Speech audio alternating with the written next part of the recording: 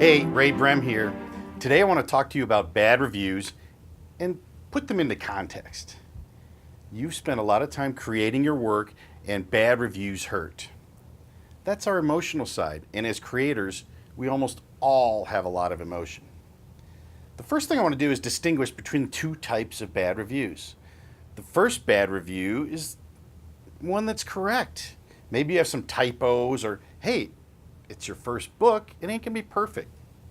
That's okay. Use the review as constructive feedback, improve your book, and move on. The second type of review are simply made by trolls. Or should I say one troll for all of Amazon. That troll's name? Amazon customer. And they try to say something witty like, save your 99 cents, don't buy this book, wish I hadn't wasted my time. Ignore them or mentally say to yourself, I wish I hadn't wasted my time reading this troll drivel. There are just some people in life who don't want to make the effort to become an expert in something. They believe they can take the easy path and criticize, and that makes them an expert. Let them dream.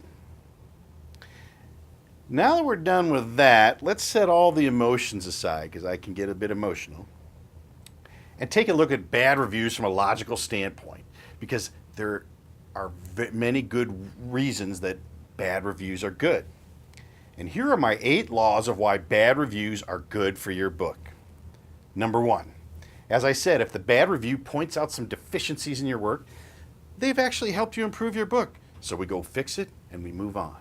Number 2, have you ever heard the phrase, there is no such thing as bad press? Right? There are so many times something bad happens to a company or someone, but it brings so much attention and advertising that they come out ahead in the end. The bad review is like an advertisement. And many times what sometimes offends someone and makes them write a bad review is a positive for the next person who reads the review. Let that sink in for a moment. The easiest example is politics.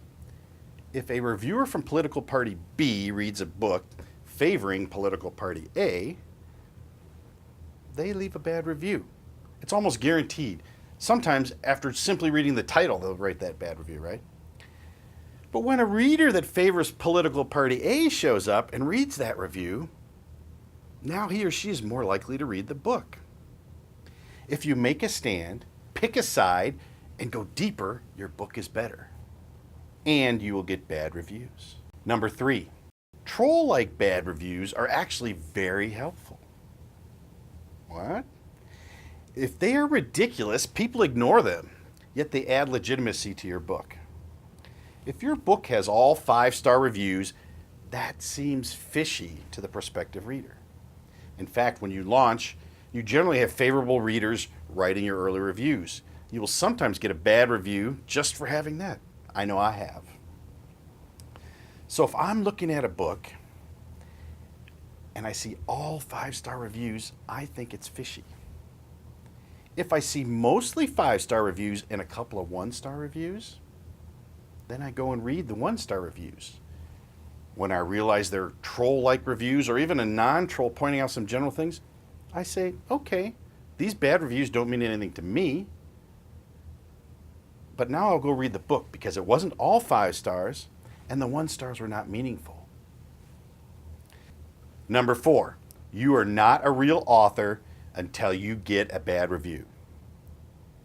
The plain fact of the matter is that every real author, every real book out there has people who didn't like it. Once your book starts becoming big enough that a larger audience is consuming it, you will get bad reviews. So congrats, you just hit the big time. Law number 5, if you are pleasing everyone, then you are not being passionate enough or going deep enough into your topic. As I said before, pick a side, make a stand, and go deeper.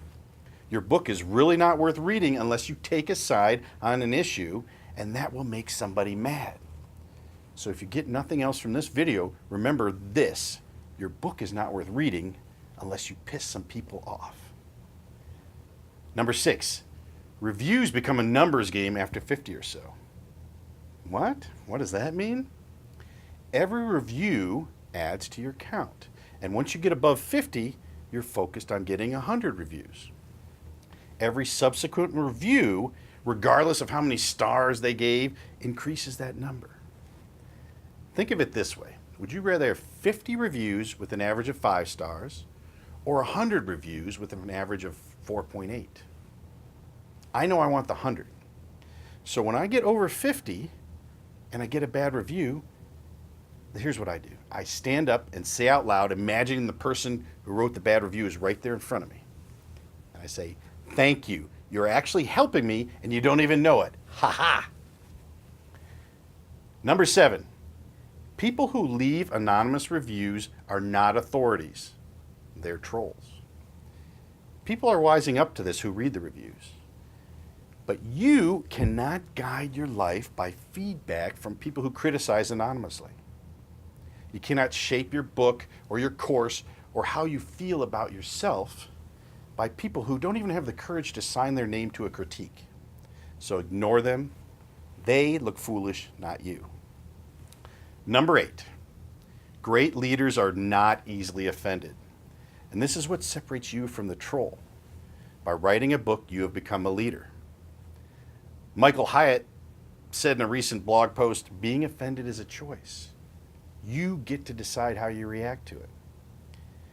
If you've read much about the hero's journey as described by Joseph Campbell, you understand that you are the hero in this story. You are the author of the book. You are the hero. You're trying to help or entertain people. The trolls are the villains, the people trying to bring the hero down. It's up to you to take the high road and forge ahead like a hero. And here's the thing. What makes the hero in any story or life a great hero? It's the villains. Embrace the bad review and move forward. You are now a real author. You are a hero.